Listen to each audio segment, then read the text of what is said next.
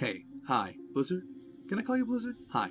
I'm just going to talk to you directly, just on the off chance someone with any authority happens to come across this video. I have a question for you, actually. Do you remember the arcade? You know, the Overwatch arcade, where all the fun alternative game modes go?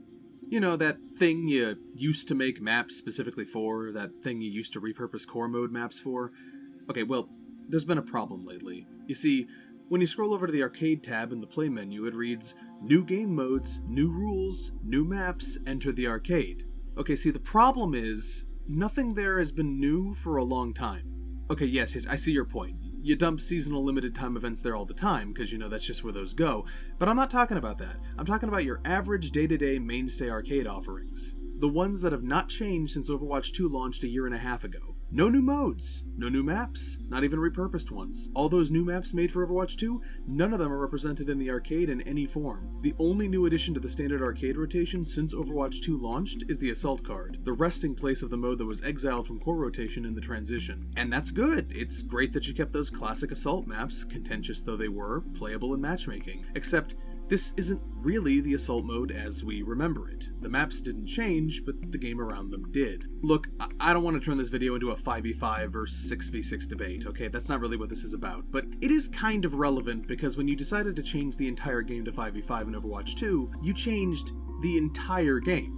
Even arcade modes, which by their nature were meant to be a more casual experience. And for the most part, that's fine, but it creates new problems in the arcade. Arcade modes by default are 5v5 open queue, and this creates some specific issues that I want to highlight, and the Assault mode is the best example of this. So Assault, or as some know it 2CP, is about capping 2 capture points in a linear progression. When the point is uncontested, it can be captured pretty quickly, so the challenge for the defensive side is to keep the attackers from touching the point, and failing that, to stay on the point to contest it for as long as possible to run out their time. But see, more than any other mode, Assault was designed around 6v6. With one less player on the defense, team wipes become significantly easier. There just aren't as many players to potentially stick around to contest the point while their allies trek back. And you might argue, well, the offense side is one less player too, right? So it's balanced? Technically, but the problem is that the way these modes are designed is that there is a massive spawn advantage to these points. Point A is closer to the first attacker spawn, point B is right next to the defense spawn. And with less players, this creates situations on a somewhat frequent basis where point A can be very easily overrun because it's simply easier to disrupt the defense when they have one less player to hold the point. And frequently, if you disrupt them enough, point B can be easily overrun before they can even regroup. Or if that doesn't happen, let's say the defense is quite competent, the entire match becomes the attackers throwing themselves at point B after a lengthy walk back. Now, to be fair, this has always been an issue with Assault. There's a reason it was removed from core rotation after all, but the way it's presented in the Overwatch 2 arcade further exacerbates the problems with the mode. Both sides losing a player makes the mode even more flip-floppy than it was before. It's seriously not uncommon for Assault matches in Overwatch 2 to last a mere 2 or 3 minutes. And that might be fine if we were playing Assault as it was originally envisioned. See, the even bigger issue is that Assault, more than any other mode in the game, was created with the competitive format in mind, where teams have time banks and keep switching sides and racking up points until both time banks run dry. That's how most remember Assault. Nobody has much particular reverence for its quick play variant, and yet that's the one we get here. So the first stop on my Save the Arcade wishlist is to please enable the competitive format for the Arcade Assault card. I don't think it's unreasonable to expect to play out full matches, because as it is now, most struggle to break the 4-minute mark because the offense simply has more advantages in 5v5 open queue. And while we're on the subject of open queue, I have critiques of that as well.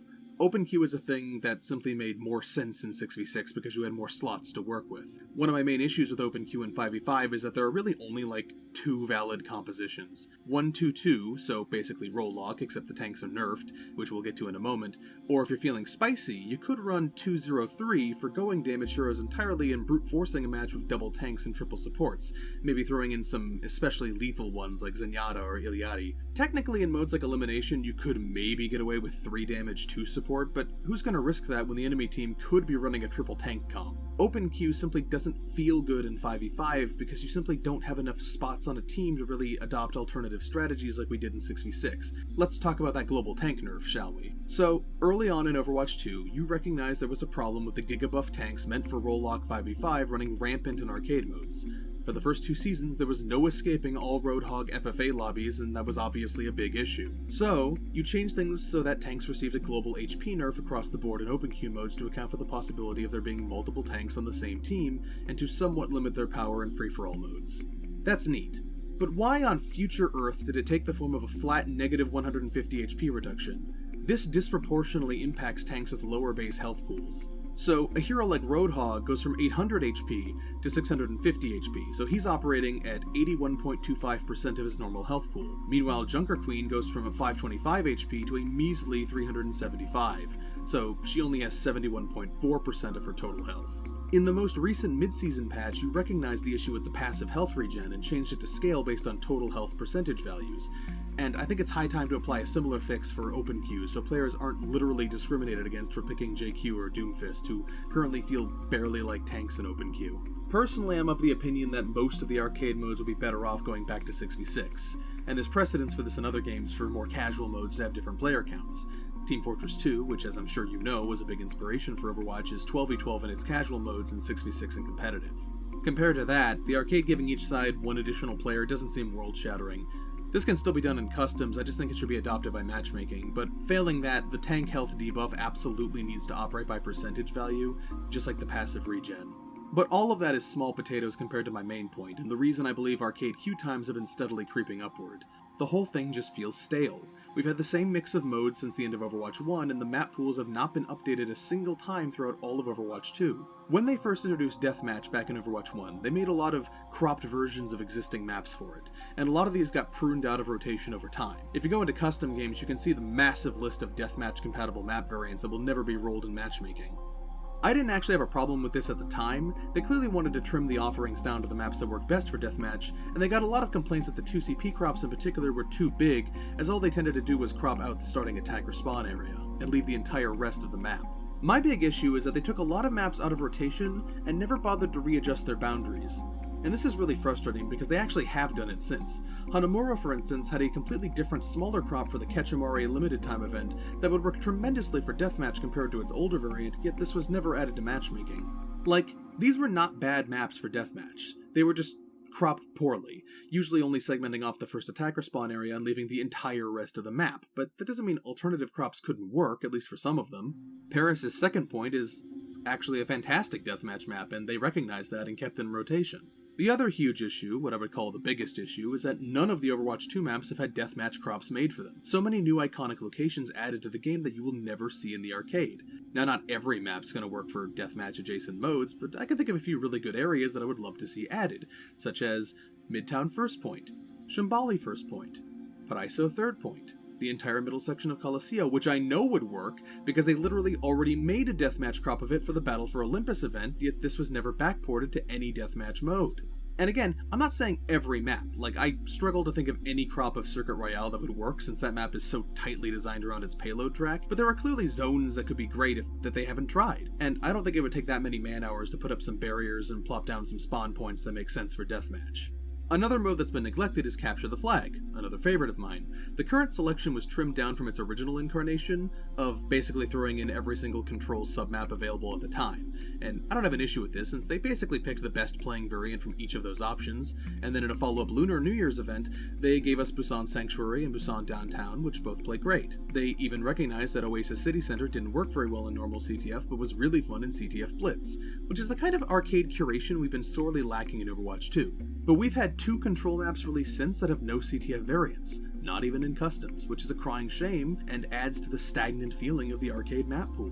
My suggestion would be to add Antarctic Peninsula Labs and Samoa Beach to rotation, but honestly I could see basically any submap outside of maybe Volcano working for the mode, and I don't understand why they haven't already done this. They've already firmly established that control submaps can serve a dual purpose for CTF, and yet they've neglected to actually add the new maps. And that's really the crux of the problem.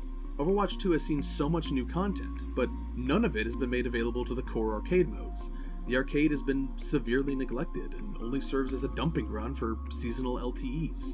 Blizzard, I get it. I know we're trying to be a fiercely competitive-oriented game now, and and I'm not even asking for arcade original maps at this point if you don't want to make them, okay? As much as I loved getting surprises like the first anniversary event unveiling 3 arena maps, or the releases of each of our 4 dedicated deathmatch maps that have fantastic designs on par with Halo or Unreal Tournament Classics, or Ayutthaya being created specifically for CTF, those were awesome, but if that's not the vision anymore, I begrudgingly understand. But can you please at least recycle core mode content where it makes sense to, so the arcade doesn't feel like an increasingly irrelevant relic of a bygone era? Is it really so much to ask for new control maps to be added to CTF? For new deathmatch crops to be added every now and then? I mean, Flashpoint maps have 5 control points. 5! There's gotta be something we can do with that. You're creative people, I believe in you. Oh, and one last thing. At some random point, you took Kanazaka out of Team Deathmatch and made it exclusive to Free-For-All, and as a guy who vastly prefers TDM and loves that map to death, could you please edit back? I have no idea why you took it away, and it really sucks that I can't even play Kiriko as a support on her own home stage, so please... Look, I love the arcade. I'm the kind of player who gets giddy when he sees Hero Gauntlet is back. Dozens and dozens of my play hours have been spent capturing flags, deathmatching, and pretending I have fun on Paris. But the neglect is only becoming more apparent by the day. Overwatch 2 is in its 10th season, and yet the arcade feels firmly stuck in the past, in desperate need of a refresh. So please, Blizzard, give the arcade some love. Zeke Freak out. Ciao ciao for now.